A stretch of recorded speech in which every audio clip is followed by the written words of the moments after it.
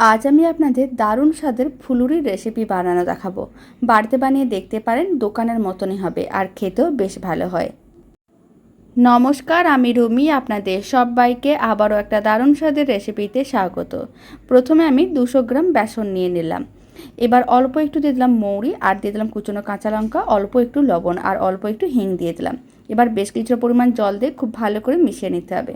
মিশ্রণটা এরকমই ঘন করে বানিয়ে নেওয়ার পরে খুব ভালো করে ফেটিয়ে নিতে হবে, যাতে মিশ্রণের কালারটা চেঞ্জ হয়ে যায়। আর এখানে আমি দোকানের কেনা ধোকার পাউডার ছিল, সেটা দিয়ে দিলাম, আর অল্প একটু দিয়ে দিলাম সোডা।